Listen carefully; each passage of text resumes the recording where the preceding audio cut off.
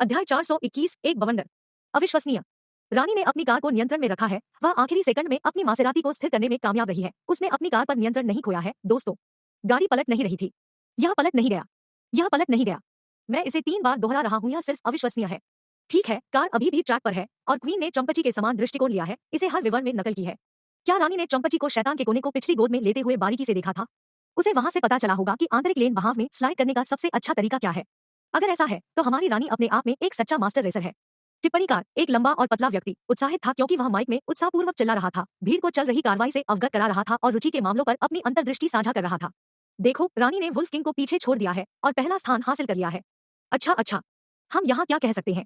अगर अभी रानी का वर्णन करने के लिए एक वाक्यांश है तो यह निसंदेह होगा, अपने आप को वहां से उठाओ जहां आप गिर गए हैं। उन्होंने कहा, शैतान के कोने में महारत हासिल करना इस सर्किट में जीतने की कुंजी है और जब तक रानी यहाँ से कोई बड़ी गलती नहीं करती है और बस अपनी बढ़त बनाए रखती है तो वह इस दौड़ को जीत जाएगी।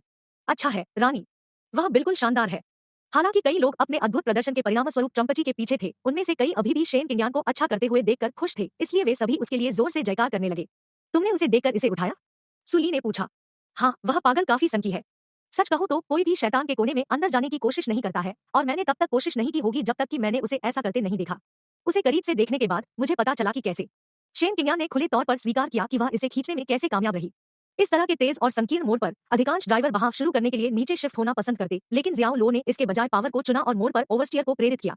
इसके लिए शक्ति में अचानक और त्वरित वृद्धि की आवश्यकता थी और यह सिर्फ सही स्तर होना चाहिए था या उनकी कार एक स्पिन में चली गई होगी। यही उसने जियाओ लो के आंतरिक लेन के सही बहाव में देखा था और उसने इसे ठीक उसी तरह लागू किया जैसा उसने किया था। सुली ने सुना लेकिन चुप रहा। उसने पीछे मुड़कर देखा, इस उम्मीद में कि जियाओ लो अपने ट्रम्पची में उनके पीछे दहाड़ते हुए आएगा। जियाओ लो की उम्मीद स्वाभाविक रूप से अब अधिक थी, उनकी कई प्रतिभाओं के हालिया रहस्योद्घाटन के साथ।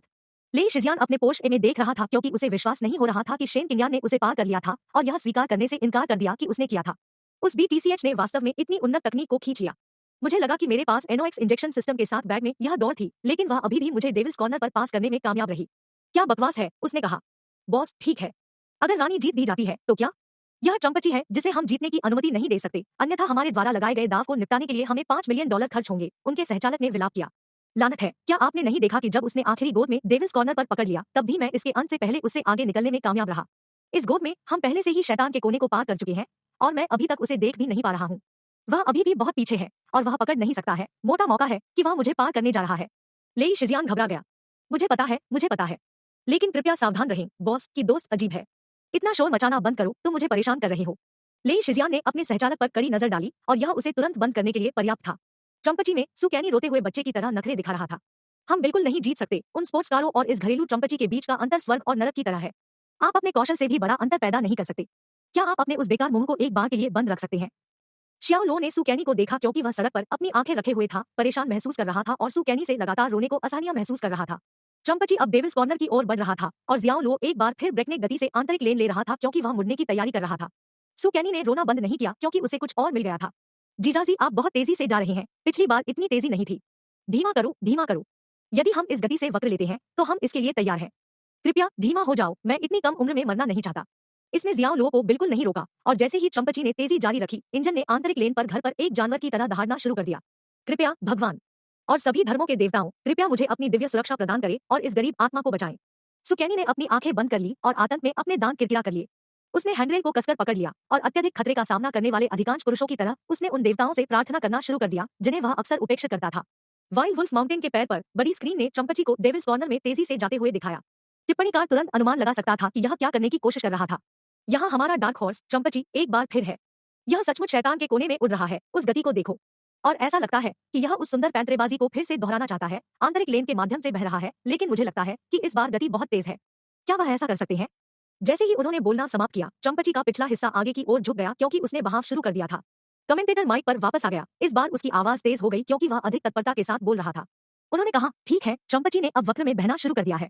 वह बहाव को प्रेरित करने के लिए अपने क्लच का उपयोग करता है, इस तरह वह ऐसा करता है। उस नियंत्रण को देखो, यह पूरी तरह से फिसल रहा है और उसे स्टीयरिंग व्हील को नियंत्रित करने के लिए त्वरित हाथों की आवश्यकता है। वहां गलती के लिए बहुत कम जगह है, टिप्पणीकार ने समझाया। क्या एक प्रेमी? ओह रुको, यहाँ एक स्थिति है। ओह नहीं, बाएं पहिए जमीन से दूर है। हे भगवान, यह कैसे हो सकता है? क्या वह बहुत जल्दी मुड़ गया? क्या पिछली बार बहुत आसानी से नहीं चला था?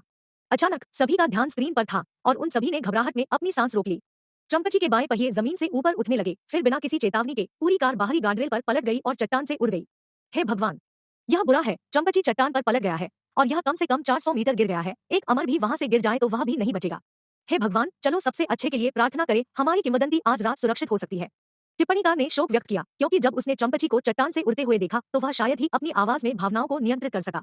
यहाँ तक कि एक टिप्पणीकार के रूप में उन्हें किसी तरह ट्रम्पची से एक मजबूत व्यक्तिगत लगाव था। ट्रम्पची के लिए किया जाता है। चट्टान से गिरने का मतलब था तत्काल मृत्यु और कोई भी उन्हें बचा नहीं सकता था, यहाँ तक कि अमर ओ की एक सेना भी नहीं।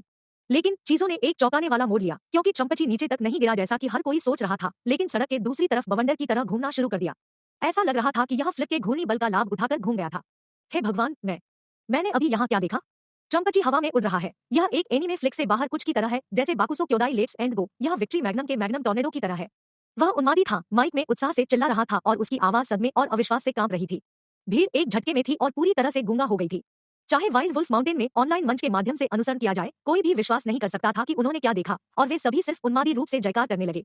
वे सभी सिर्फ एक चमत्कार देख रहे थे। मैंने अभी क्या देखा? ट्रम्पची यह चट्टान पर छलांग लगा रहा था। एक दिव्य प्राणी ने इस ट्रम्पची के स्टीयरिंग व्हील का नियंत्रण ले लिया होगा, यह होना चाहिए। क्या यह वास्तव में एक कलाबाजी कार शो है? जब वे सभी देखते थे कि केवल फिल्मों में हो सकता है, या इसलिए उन्होंने सोचा आज रात तक। यह अभूतपूर्व और अविश्वसनीय था। कमेंटेटर ने जल्दी से होश संभाला और फिर से माइक पर आ गया। शैतान के कोने के ठीक बाद एक युवाकार का घुमाव है और मोड़ के बाद की सड़क केवल 20 मीटर दूर है जहां ट्रम्पची गई थी। यदि ट्रम्पची किसी तरह उस सड़क पर उतर सकता है तो यह खुद को रानी और वुल्फ किंग से कम 200 मीटर आगे पाएगा, अंतिम से पहले स्थान तक। ओह मेरे भगवान, यह पागल है। अध्याय 422, जैसा कि हर किसी ने उम्मीद की थी। अनुवादक न्योइबो स्टूडियो, संपादक न्योइबो स्टूडियो। ट्रम्पची को नियंत्रण खोते हुए और एक चट्टान से उड़ते हुए देखना एक भयावह दृश्य था, लेकिन किसने कल्पना की होगी कि दौड़ इतना अजीब मोड़ लेगी। दौड़ का अनुसरण करने वाले प्रशंसकों के लिए आपदा के कगार से ट्रम्पची का चमत्कारिक रूप से बचना अविश्वसनीय था और कई अभी भी खुद से पूछ रहे थे कि वास्तव में क्या हुआ था और पृथ्वी पर ट्रम्पची ने इसे कैसे खींचा था। यह क्या बात है? लेई शिजियान ने अपनी पोर्शे को यूमोर के चारों ओर लाया था और जब उसने दूर से आगे देखा तो उसने डेविल्स कॉर्नर पर चट्टान पर दुर्घटनाग्रस्त एक वाहन की चमकती हेडलाइट्स देखी। अविश्वसनीय रूप से यह खड्ड के पार सड़क के उस हिस्से की ओर घूम रहा था जिस पर लेई शिजियान अब ड्राइव कर रहा था। उसके जबड़े गिर गए और वह शब्दों से परे चौंक गया। बी बॉस, ट्रम्पची, यह ट्रम्पची है। यह चट्टान से उड़ रहा है। लेई शिजियान का सहचालक भी उतना ही हैरान और हकलाया था जब उसने हवा में बवंडर की तरह खड्ड में घूम रहे ट्रम्पची की ओर इशारा किया। अगर उसने इसे पहली बार नहीं देखा होता तो वह कभी इस पर विश्वास नहीं करता। लाल मासेराती में शेन किंगयान और सूली दोनों चकित थे और उनकी आंखें उभरी क्योंकि वे ट्रम्पची को अविश्वसनीय रूप से देख रहे थे जो खड्ड के पार उड़ रहा था। इसका प्रक्षेपवक्र ऐसा लग रहा था कि यह आगे की सड़क में उतर रहा होगा। और सच है, एक पल बाद ट्रम्पची उसी सड़क पर उतरा जिसमें लेई शिजियान और शेन किंगयान शैतान के कोने से गुजरने के बाद बदल गए थे। खड्ड के ऊपर 20 मीटर की खाई को साफ करते हुए ट्रम्पची पूरी तरह से एक कम कोण पर उतरा और तुरंत स्पिन से नियंत्रण से बाहर फिसलना शुरू कर दिया। शियाओ लो ने बहाव को नियंत्रित करते हुए जवाबी कार्रवाई की और जल्द ही ट्रम्पची ने अपना कर्षण पाया और फिनिश लाइन की ओर उछल गया। अविश्वसनीय, यह खड्ड के पार लगभग 20 मीटर बढ़ गया। शेन किंगयान हांफते हुए बुदबुदाया, क्या वह किसी तरह का देवता है? उसने हमेशा खुद को एक उत्कृष्ट रेसकार ड्राइवर के रूप में माना था और हर किसी को नीचा देखने की कोशिश की थी। हालांकि जब उसने जियाओ लो के ट्रम्पची को डेविल्स कॉर्नर पर गार्डरेल पर पलटते हुए देखा और फिर उसके सामने सुरक्षित रूप से उतरने के लिए खड्ड पर चढ़ गया तो उसे खुद को स्वीकार करना पड़ा कि जियाओ लो और उसके बीच की खाई उस छलांग की दूरी जितनी चौड़ी थी। वह अपनी अंदर की ड्रिफ्ट तकनीक सीखने में सक्षम हो सकती है। डेविल्स कॉर्नर पर बवंडर स्टंट को दोहराने के लिए बस उससे परे होगा।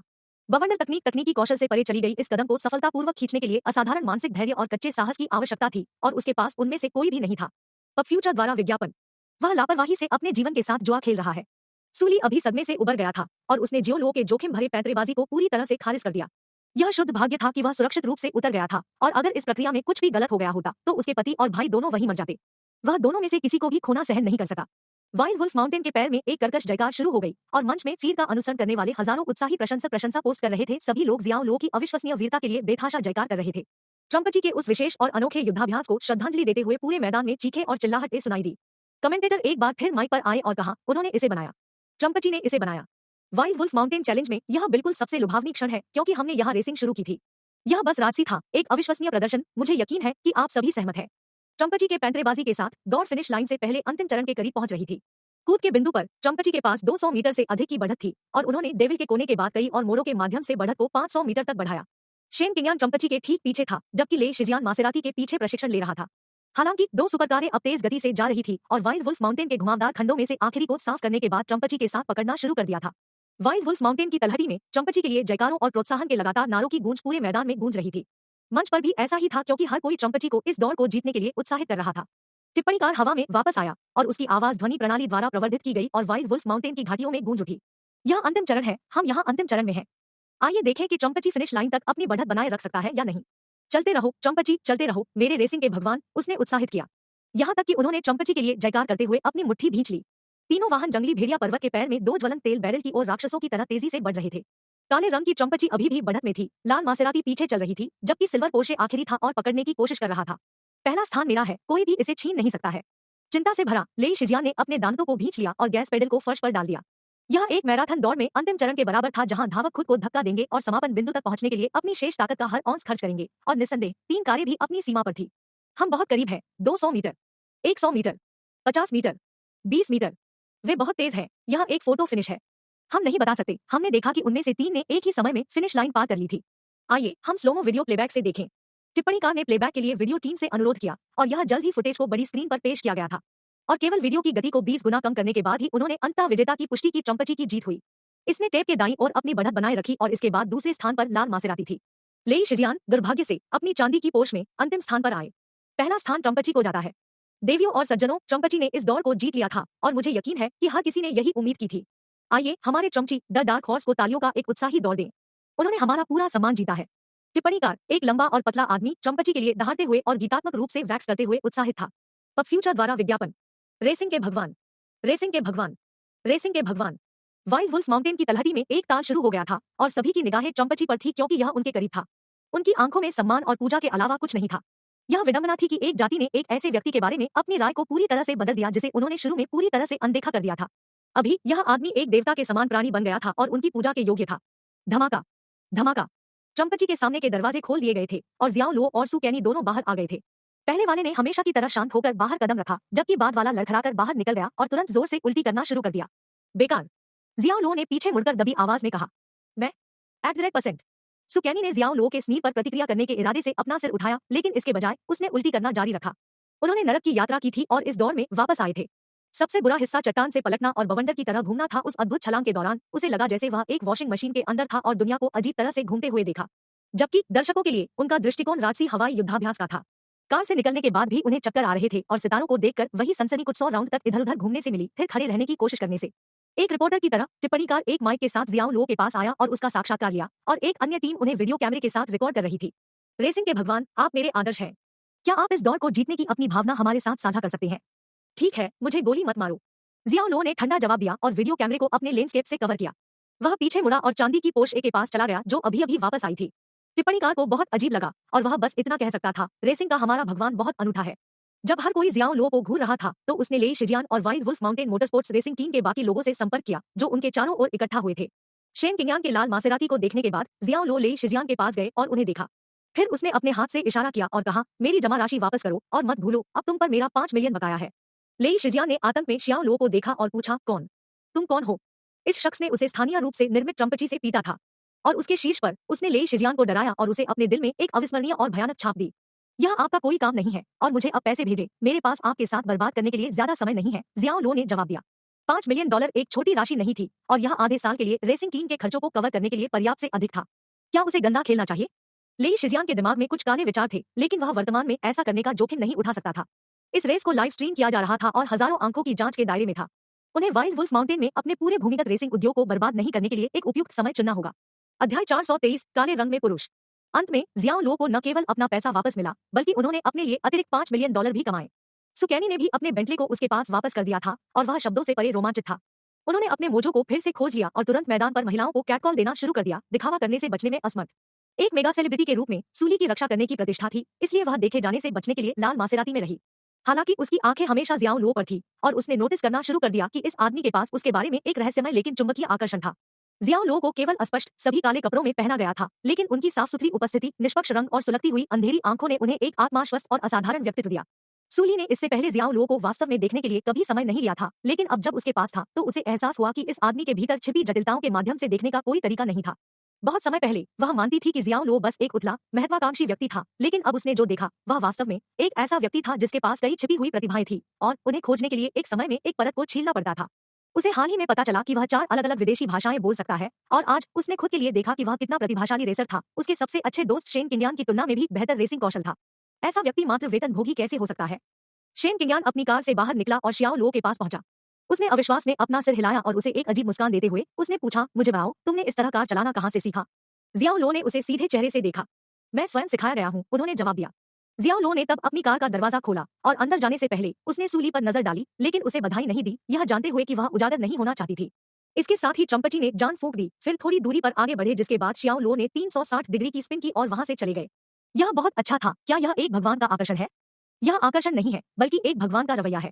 एक चट्टान से उतरने और एक खड्ड पर कूदने के लिए कितना आत्मविश्वास और साहस है, वह हमारे वाइल्ड वुल्फ माउंटेन की रेसिंग का सही भगवान है। जैसे ही जियाओ लो ने वाइल्ड वुल्फ माउंटेन से अपना स्टाइलिश निकास किया, उन्होंने भीड़ और ऑनलाइन फीड में अनुसरण करने वालों को विस्मय और पूजा की स्थिति में छोड़ दिया। कोई भी उनके प्रभावशाली ड्राइविंग कौशल और डेविल्स कॉर्नर में किए गए निकट मृत्यु युद्धाभ्यास को नहीं भूल सकता था, जिसे अब प्रशंसकों के लिए लीप ऑफ फेथ के रूप में जाना जाता है। और रातों रात जियो लो वाइल्ड वुल्फ माउंटेन में एक किंवदंती बन गया था। जीजाजी, मेरा इंतजार करो, सू कैनी चिल्लाया और जल्दी से अपनी बेंटले कार में कूद गया और जियाओ लो के पीछे चला गया। यद्यपि पूरा मामला सू कैनी के लिए कष्टदायक और यहाँ तक कि दर्दनाक था, परिणाम संतुष्टिदायक था और अंत में उसके लिए सब कुछ ठीक हो गया। उसे अपना बेंटले वापस मिल गया। जियाओ लो ने अपने कौशल और शारीरिक क्षमताओं के लिए अपना सबसे गहरा सम्मान अर्जित किया था, जो उन्होंने सोचा था कि असाधारण रूप से अलौकिक थे, और उन्होंने अब यहाँ से जियाओ लो का अनुसरण करने का मन बना लिया था। हाँ, वह बेटा, मैं वह हूँ जिसने उसके लिए अपनी कार वापस जीती, और उसने मुझे धन्यवाद देने की जहमत भी नहीं उठाई। शेन किंगयान ने शिकायत की, इसके बारे में बहुत दुखी महसूस किया। ठीक है, बस उनके बारे में भूल जाओ, पे आज रात मुझ पर है। सूली ने जवाब दिया, सू कैनी के लिए बोलने के लिए मजबूर महसूस किया। पब फ्यूचर द्वारा विज्ञापन। ली, मैं उसे केवल इसलिए छोड़ रहा हूँ क्योंकि वह आपका छोटा भाई है। अगर ऐसा नहीं होता तो मैं निश्चित रूप से उसे तब तक थप्पड़ मारता जब तक कि उसका चेहरा सुअर के सिर की तरफ फूल न जाए। शेन किंगयान अभी भी गुस्से में था जब वह अपनी कार में सवार हो गया। इसके बाद वह एक चमकदार बहाव के साथ जमीन से बाहर निकल गई, धूल के बादलों का निशान पीछे छोड़ दिया क्योंकि उसकी लाल मासेराती एक लाल प्रेत की तरह तेजी से निकल रही थी। जियाओ लो घर के रास्ते में सड़क के किनारे एक छोटी सी दुकान पर रुके और सूप द चावल नूडल्स का एक कटोरा ऑर्डर किया। यह वैसा ही था जैसा वह जियांगचेंग में रहने के दौरान हुआ करता था। उन्हें नूडल्स की चिकनी बनावट और इस स्वादिष्ट सूप पकवान की खुशबू और हल्कापन पसंद आया। सू कैनी, जो उसके ठीक पीछे था, जियाओ लो की मेज पर जाने से पहले खींच लिया और खुद को उसके बगल में स्टूल पर झुका लिया। हालांकि बैठने से पहले उन्होंने पहले टेबल और कुर्सी को 3 बार पोंछने के लिए एक नैपकिन लिया। उसके चेहरे पर घृणा भरी नजर आ रही थी क्योंकि उसने कहा, जीजाजी, आप ऐसी जगह पर खाना खाने के लिए क्यों आते हैं? मेरा मतलब है, स्टॉल को देखो, या इतना गंदा है और सड़क के किनारे स्थित है जहाँ हर जगह धूल है। मुझे पूरा यकीन है कि यदि आप इस तरह की जगहों पर खाना खाते रहेंगे तो आप फूड पॉइजनिंग से पीड़ित होंगे। जियाओ लो ने अपनी आंखें घुमाई और जवाब दिया, क्या मैंने आपसे पूछा? आह, गलती करो, तुम सही हो, मैं बेशर्म हूँ जिसने यहाँ तुम्हारा पीछा करने का फैसला किया। सू कैनी को अजीब तरह से खांसी आई और दृश्य में फिट होने के लिए उन्होंने तुरंत स्टॉल के मालिक को एक आदेश दिया ताकि जियाओ लो के साथ कुछ समान हो। वेटर, मुझे वही चीज परोसो जो मेरे बहनोई ने आदेश दिया था, उसने पुकारा। बेरा। स्टॉल मालिक यह सुनकर काफी खुश था, लेकिन वह विनम्रता से मुस्कुराया और जवाब दिया, ठीक है, कृपया एक पल के लिए इंतजार करें। यह सौभाग्य की बात थी कि यह देर रात के बीच में था और कोई और आसपास नहीं था, अन्यथा लोग निश्चित रूप से सू कैनी पर हंसते। स्टॉल का मालिक एक मेहनती आदमी था और वह सू कैनी से बिल्कुल नाराज नहीं था। जियाओ लो हंसी में टूट गया और कहा, हाँ, तुम मजाकिया हो। जिस तरह से आपने उन्हें संबोधित किया वह अनुचित है। लेकिन मैं बहुत सारे प्राचीन टीवी कार्यक्रम देख रहा हूँ और यही वह जगह है जहाँ मैंने इसे उठाया। वैसे भी बहनोई, स्वच्छता के लिए फिर से खाने के लिए सड़क के किनारे ऐसे स्टॉलों पर मत आना। यदि आपके लिए नहीं तो मैं निश्चित रूप से नहीं करूंगा। और रुको, आपके विनम्र छोटे बहनोई यहाँ संरक्षण देने की कोशिश नहीं कर रहे हैं, लेकिन ऐसा नहीं है कि हम रेस्तरां में जाने का खर्च उठाने के लिए बहुत गरीब है ना? शहर में कोई भी यादृच्छिक रेस्तरां इससे बेहतर है ना? सू कैनी ने कहा। जियाओ लो ने अपना सिर हिलाया और पाक दुनिया पर अपनी खुद की पेशकश की क्योंकि उन्होंने इसे देखा था। हमारे देश के व्यंजन आम स्ट्रीट फूड में पाए जा सकते हैं और आप उन्हें उन फैंसी रेस्तरां में जाकर नहीं पाएंगे जिन्हें आपने संदर्भित किया था, उन्होंने कहा। सू कैनी स्पष्ट रूप से आश्वस्त नहीं थे। सच में? जियाओ लो ने सू कैनी को जवाब नहीं दिया और भोजन की प्रतीक्षा में चुपचाप बैठ गया। स्टॉल के मालिक को उन्हें गर्म सूप वाले चावल नूडल्स के 2 कटोरे परोसने के लिए एक ट्रे के साथ चलने में बहुत देर नहीं लगी। नूडल्स के शीर्ष पर मसालों और बेक चॉय के कुछ हिस्सों के साथ यह स्वादिष्ट लग रहा था और महक रहा था। जियाओ लो ने अपने चॉपस्टिक्स के साथ खुदाई शुरू कर दी। क्या आपको यकीन है कि आपको इसे खाने से फूड पॉइजनिंग नहीं होगी? सू कैनी जोर से बुदबुदाया, गहरी भौहें सिकोड़ते हुए, क्योंकि वह इसे खाने या न खाने पर संकोच कर रहा था। लेकिन उसका पेट गुर्रा रहा था और सूप वाले चावल नूडल्स की ताजी खुशबू की भनक लगने के बाद उसने फैसला किया कि यह जोखिम के लायक है और खुदाई शुरू कर दी। उसे अपने बहनोई के साथ कुछ समान करने की आवश्यकता थी, इसके लायक क्या था, और अगर उसे वास्तव में बाद में खाद्य विषाक्तता मिली तो यह भुगतान करने के लिए एक छोटी सी कीमत थी। उसने खुद को परेशान किया और खुदाई शुरू कर दी। उन्हें उम्मीद नहीं थी कि एक बार जब उन्होंने खाना शुरू कर दिया तो वह पूरे कटोरे को खत्म करने से खुद को रोक नहीं पाए। यार, यह फ्रिगिन यूम्स है। यह बहुत डरावना है। सू कैनी ने दिल खोलकर खाया और काटने के बीच के भोजन की उदारतापूर्वक प्रशंसा कर रहा था क्योंकि चावल नूडल्स की बनावट उत्कृष्ट थी, यह चबाने वाला और ताजा था और कुछ ऐसा था जो उसने पहले कभी नहीं खाया था, जिसने तुरंत उसे भूख दे दी। उसके बगल में बैठे जियाओ लो मुस्कुराया और अपना सिर हिलाया। वह सू कैनी द्वारा इस्तेमाल किए जाने वाले जियाहाई स्लैंग से परिचित था, जिसके द्वारा उसका मतलब था कि भोजन स्वादिष्ट था। जैसे ही वे नूडल्स के अपने कटोरे का आनंद ले रहे थे, एक काले रंग की कार दूर से तेजी से आ रही थी और बिना किसी चेतावनी के यह स्टॉल के ठीक सामने रुक गई। काले रंग की टी-शर्ट पहने पुरुषों का एक समूह बेसबॉल बैट और लोहे के पाइप से लैस कार से उतरा। वे किसी के आदेशों का पालन करते हुए दिखाई दिए और वह व्यक्ति वाइल्ड वुल्फ माउंटेन से ले शिजियांग के अलावा कोई और नहीं था। वाइल्ड वुल्फ माउंटेन मोटरस्पोर्ट्स की टीम यहाँ क्या कर रही है? सू कैनी ने अपने सिर के पिछले हिस्से को खरोचते हुए पूछा। जियाओ लो मुस्कुराए और जवाब दिया, उनके पास एक खतरनाक आभा है, निश्चित रूप से इसके दिखने से कोई अच्छा नहीं है। क्या ऐसा हो सकता है कि वे पैसे वापस चाहते हैं? जैसे ही सू कैनी ने बात की, ले शिजियान ने अपने हाथ में बेसबॉल बैट के साथ शियाओ लो की ओर आक्रामक रूप से इशारा किया। लड़का, अगर तुम अपनी बाकी की जिंदगी एक विकलांग के रूप में नहीं जीना चाहते हो तो बेहतर होगा कि तुम अभी पैसे सौंप दो, अन्यथा मैं आपसे नरक को हरा दूंगा, उन्होंने कहा। उनके एक मिनट ने जियाओ लो के पास कदम रखा और पीओएस मशीन को मेज पर फेंक दिया। भयंकर और धमकी भरा दिखना चाहते हुए उसने इसे वास्तव में जोर से नीचे फेंक दिया। ले शिजियान तुरंत उसकी ओर मुड़ा और चिल्लाया, ओह, अगर आपने इसे तोड़ दिया तो हम क्या करने जा रहे हैं? एसएचएच। अचानक जियाओ लो ने एक हाथ उठाया जिससे ले शिजियान को चुप रहने का संकेत मिला। तुरंत एक ठंडी और अंधेरी ठंड जमीन पर फैल गई और हर किसी ने इसे महसूस किया। न केवल जियाओ लो और ले शिजियान ने इसे महसूस किया, बल्कि सू कैनी भी आसन्न खतरे की अजीब सनसनी महसूस कर सकते थे, जो भावना एक पागल जानवर द्वारा लक्षित होने पर मिली थी। वहां पर जियाओ लो अचानक पीछे मुड़ा और सड़क के पूर्व की ओर देखा। ले शिजियान और सू कैनी और बाकी सभी ने उस दिशा का अनुसरण किया जिसे जियाओ लो देख रहा था, और उन्होंने जो देखा उसने उनके रोंगटे खड़े कर दिए। काले कपड़े पहने और चमचमाती चादरों से लैस दो लोग अंधेरी रात के पर्दे के नीचे उनके पास आ रहे थे। उन्होंने जरा सा भी शोर नहीं मचाया, और अगर शियाओ लो ने उन्हें इसके बारे में सचेत नहीं किया होता तो किसी ने भी हमलावरों को नोटिस नहीं किया होता। चौंककर सू कैनी ने कहा, क्या वे उन प्राचीन नाटकों की तरह हत्यारों की भूमिका निभा रहे हैं? अध्याय 424 गैरमानव। यह एक अंधेरी शांत रात थी और दो आदमी सभी काले कपड़ों में चुपके से बुरे इरादे से आ रहे थे। उनके हाथों में बिना ढके हुए चाकू सड़क के दीपक से रोशनी में चमक रहे थे और उनके इरादे स्पष्ट थे। बॉस, यह ठीक नहीं लग रहा है। क्या हमें यहाँ से चले जाना चाहिए? Wild wolf mountain motorsport race team के एक सदस्य ने ले शिजियान को फुसफुसाया। अपने बेटे को पीछे हटो, ले शिजियान चिल्लाया, क्योंकि उसने खुद को शुरुआती झटके से इकट्ठा किया और लड़के के सिर के पीछे की ओर मारा। फिर उसने जियाओ लो को देखा और गरजते हुए कहा, लड़का, क्या आपको लगता है कि आप वास्तव में हत्यारे होने का नाटक करने वाले कुछ दो बिट अभिनेताओं को काम पर रखकर हमें डरा सकते हैं? आप हमें बहुत हल्के में ले रहे हैं। जिन यिंग को मैं चाहता हूं कि तुम उन दो गड्ढों में से नरक को हरा दो और तब तक मत रुको जब तक कि वे मेरे सामने घुटने न टेक दे और मेरी दया की भीख न मांगे। ठीक है boss. Wild wolf mountain motorsport team के उन दोनों लोगों ने सिर हिलाया और अपने स्टील पाइप से लैस काले रंग के दो लोगों का सामना करने के लिए अपना रास्ता बनाया। आत्मविश्वास के साथ वे काले कपड़े पहने लोगों के पास पहुंचे, अपने पाइपों को घुमाते हुए और अपने विरोधियों को अपनी नाक नीचे देखते हुए, जैसे कि उन्होंने पहले ही उन्हें हरा दिया हो। उस समय ले शिजियान जियो लो से पैसा इकट्ठा करने की तुलना में काले रंग में पुरुषों से निपटने के बारे में अधिक चिंतित था, इसलिए उसने पहले उनके साथ व्यवहार करने को प्राथमिकता दी। ओह, चलो देखते हैं कि आप किस तरह की गंदी चालें खींच रहे हैं। यह दिलचस्प है। मैंने पुलिस के धोखेबाजों के बारे में सुना है, लेकिन हत्यारे धोखेबाजों के बारे में कभी नहीं सुना है। शियाओ लो ने चुटकी लेते हुए कहा, अपने भाइयों को विदा करें, आपने शायद उन्हें ऐसी यात्रा पर भेज दिया होगा जहां से कोई वापसी नहीं हुई है। काले वेश में ये लोग स्पष्ट रूप से पेशेवर हत्यारे थे। वे हथियारों से लैस थे और जिस तरह से वे चले गए वे उनके बुरे इरादों के संकेत थे। इसलिए ले शिजियान ने अपने भाइयों को जो आदेश दिया वह मौत की सजा के समान था। लेकिन जियाओ लो ने इन अज्ञानी लोगों को बचाने के लिए बाध्य महसूस नहीं किया, जो नष्ट होने के लिए नियत थे, क्योंकि उनके जीवन का उससे कोई लेना देना नहीं था। ले शिजियान ने इसे नहीं खरीदा और उसने पहले ही अपना मन बना लिया था कि यह जियाओ लो की चालों में से एक था। यो यो यो, आप खुद एक बहुत अच्छे अभिनेता है। खेलते रहें और देखते हैं कि आप कितना समय खरीद सकते हैं। अगर परिस्थितियां अलग होती तो मैं आपको ऑस्कर के लिए पूरी तरह से नामांकित करता। क्या बर्बादी है। जियाओ लो मुस्कुराया और उसके तानों का जवाब नहीं दिया। काले वेश में पुरुषों ने हवा के झोंके की तरह अपनी गति बढ़ानी शुरू कर दी, और अजीब बात यह है कि जब वे अपने कदमों को तेज करते हुए दिखाई देते थे तब भी उन्होंने शायद ही कोई आवाज की। वे जानबूझकर जानलेवा इरादे से आगे बढ़े, उनके हाथों में चाकू मजबूती से पकड़े हुए थे और वे ले शिजियान की टीम के दो सदस्यों जिन यिंग और कू पर हमला करने के लिए तैयार लग रहे थे। वाइल्ड वुल्फ माउंटेन टीम के दो सदस्य अचानक पीले पड़ गए और डर से कांपने लगे। इससे पहले कि वे प्रतिक्रिया दे पाते, उन्होंने पहले से ही महसूस किया कि उनके गले पर चाकू लगे हैं, और अगले पल में मौत पहले से ही उन पर गिर गई थी, क्योंकि काले रंग के पुरुषों ने जिन यिंग और कू के शरीर के माध्यम से अपने चाकू उठाए थे। उनके सिंक्रोनाइज और सटीक आंदोलनों के साथ काले रंग के पुरुष एक हत्यारे और उसकी छाया की तरह दिखाई दिए। विकल्प सूचक। विकल्प सूचक। जिन यिंग और कू सदस्यों के शरीर सचमुच रक्त और गोर के विस्फोट में विकसित हो गए। उनके धड़ खुले हुए थे और लगभग दो में कट गए थे, और जैसे ही प्रकाश ने उनकी आंखें छोड़ी उनके आंतरिक अंग जमीन पर फैल गए। यह एक रुग्ण दृश्य था, क्योंकि खुले कट से खून बह रहा था और जमीन लाल हो गई थी। हांफना।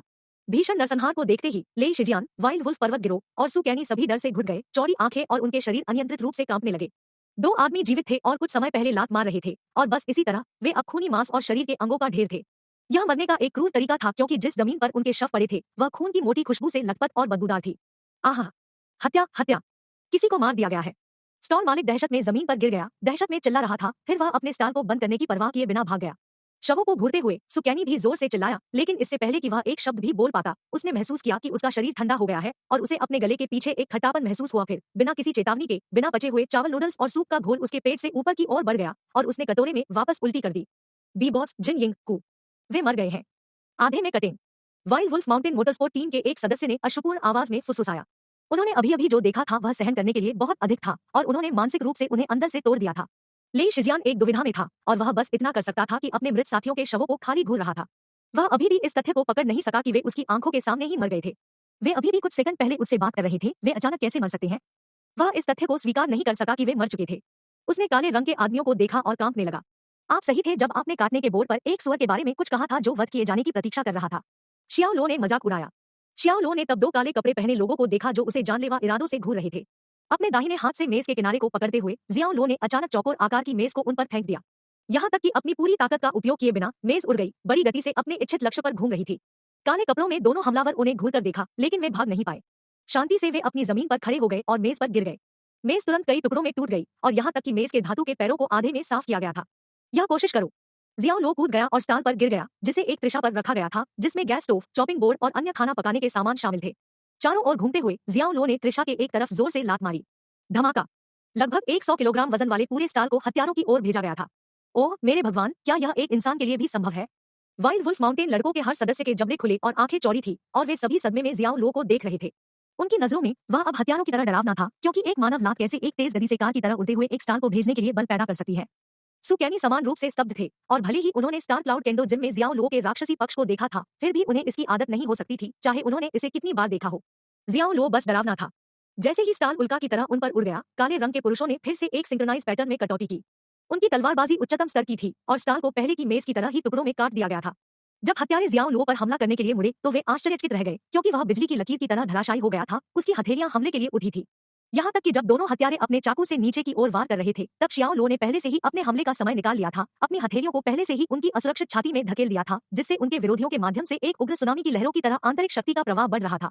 Boom boom. काले रंग के पुरुषों को पीछे फेंक दिया गया, टूटी हुई पतंगों की तरह अनियंत्रित रूप से नौकायन किया गया और कुछ मीटर दूर जमीन पर जोर से उतरा। उन्होंने तुरंत खून की उल्टी की, जिसने उनके काले चेहरे के मांस को भिगो दिया। तुम लोग कौन हो? जियाओ लो ने एक कदम आगे बढ़ाया और उनके गिरे हुए शरीरों पर खड़े होकर उन्होंने उनसे कठोरता से सवाल किया। वे दोनों भयभीत लग रहे थे और एक दूसरे की ओर सिर हिलाया, घबराहट भरी नजरों का आदान प्रदान कर रहे थे। अचानक उन्होंने दो काली गेंदों को बाहर निकाला, जिसमें झुर्रीदार सतह थी। भागने की योजना बना रहे हैं। जियाओ लो ने अपनी आंखें झुका ली और तुरंत अंदर चले गए, लेकिन तब तक बहुत देर हो चुकी थी, क्योंकि काले रंग के लोग पहले ही काली गेंदों को जमीन में पटक चुके थे। बूम। दो जोरदार धमाके हुए और तुरंत घने धुएं के दो घने बादलों ने क्षेत्र को भर दिया और इसकी दृश्यता को स्पष्ट कर दिया। यह आंसू गैस थी और जियाओ लो को तत्काल क्षेत्र को तेजी से छोड़ने के लिए मजबूर किया गया था। जब धुआं साफ हुआ तो काले रंग के लोग कहीं दिखाई नहीं दे रहे थे। अध्याय 425, मुझे अपने बारे में बताओ। जियाओ लो मुस्कुराया। यह उसकी ओर से लापरवाही थी कि वे उसकी नाक के नीचे से भागने में कामयाब रहे, उसे इसे आते हुए देखना चाहिए था। दो काले कपड़े पहने हत्यारे स्पष्ट रूप से अत्यधिक कुशल थे और नियमित रूप से प्रशिक्षित थे, लेकिन उन्होंने उनके लिए बहुत अधिक समस्या पेश नहीं की। शियाओ लो ने माना कि वे कम से कम एनएसए के स्तर ए एजेंटों के बराबर थे, क्योंकि वे तेज थे और घायल होने के बावजूद उन्होंने अपने व्यापार के उपकरणों का अच्छी तरह से उपयोग किया। वे पकड़े जाने के इतने करीब थे, फिर भी स्मोक बम के साथ एक डायवर्सन बनाने और भागने में कामयाब रहे। जियाओ लो ने सोचा कि वे कहां से आए थे। एमएलएम संगठन? यदि वास्तव में एमएलएम संगठन में ऐसे शानदार प्रशिक्षित और भयंकर लड़ाके थे, तो यह समझ में आता था कि एनएसए ने उन्हें जियाहाई में एमएलएम मिशन को सौंपा था। ऐसे कुशल हथियारों के साथ नियमित पुलिस को उनसे निपटना मुश्किल होगा। Wild wolf mountain motorsport team के लड़के अभी भी अपने दो सहयोगियों को सबसे बुरी तरह से मारे जाने के दर्दनाक अनुभव से जूझ रहे थे। और जब उन्होंने सोचा कि वे दो हत्यारों द्वारा मारे जाएंगे, जियाओ लो आए और केवल सेकंड में हत्यारों को हरा दिया।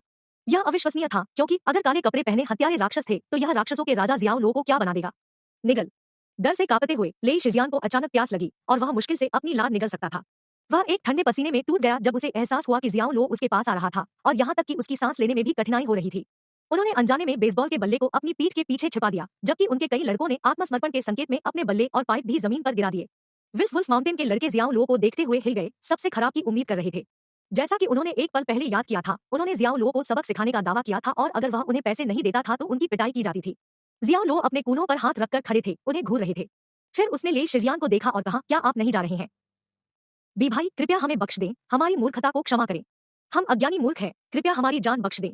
लगभग आंसू में ले शिजियान ने बल्ला गिरा दिया और दया की गुहार लगाते हुए जियाओ लो के सामने अपने घुटनों पर बैठ गया। डर के मारे पीले वाइल्ड वुल्फ माउंटेन के लड़के तुरंत अपने नेता के पीछे घुटनों पर गिर गए। अगर उन्होंने खुद इसे नहीं देखा होता तो वे कभी विश्वास नहीं करते कि इस तरह के भयानक इंसान वास्तव में इस दुनिया में मौजूद है। ये लोग कुल राक्षस थे, राक्षस जो एक आदमी को एक ही स्लैश से आधा काट सकते थे या एक किक के साथ उड़ते हुए एक विशाल त्रिशा स्टाल भेज सकते थे। आज रात उन्होंने जो देखा था उसने उन्हें डरा दिया था और दुनिया को समझने के तरीके को बदल दिया था। नाक भौं सिकोड़ते हुए जियाओ लो ने अपना सिर हिलाया और कहा, आपने मेरा इरादा गलत समझा है, मैंने नहीं किया। भाई, मैं आपसे भीख मांगता हूँ, इस बैंक कार्ड में 1 लाख है, कृपया इसे हमारे कारण हुई परेशानी के मुआवजे के रूप में स्वीकार करें। पासवर्ड 888888 है। लेई शिजियान ने दोनों हाथों से सम्मानपूर्वक एक कार्ड सौंपते हुए विनती की। हम जियाओ लो की अभिव्यक्ति थोड़ी बदल गई, क्योंकि उसने केवल लेई शिजियान को पुलिस को बुलाने के लिए कहने का इरादा किया था, लेकिन यह देखकर कि चीजें कैसे आगे बढ़ी थी, उसे बिल्कुल भी बुरा नहीं लगा। आप बहुत स्मार्ट है, मुझे यह पसंद है। पब फ्यूचर द्वारा विज्ञापन। उन्होंने लेई शिजियान को अपने कंधे पर थपथपाया और बैंक कार्ड रखा, क्योंकि यह उनकी नीति थी कि वे पैसे की पेशकश को अस्वीकार न करें। जियाओ लो तब सु कैनी के पास गए, जो अभी भी स्तब्ध थे, और अपने रियर एंड पर एक किक के साथ उसे अपने होश में वापस लाए। तुम यहाँ क्या कर रहे हो? चलो चलते हैं, उन्होंने कहा। जीजाजी, यह एक हत्या है, उन्होंने लोगों को मार डाला है। कांपते हुए सु कैनी का दम घुट गया, क्योंकि उसने उन भयावह शवों की ओर इशारा किया जो आधे में काटे गए थे। उनका चेहरा सदमे और डर से पीला पड़ गया था। इसे ऐसे ले जैसे आपने अभी एक मुफ्त कुंफू प्रदर्शन देखा था।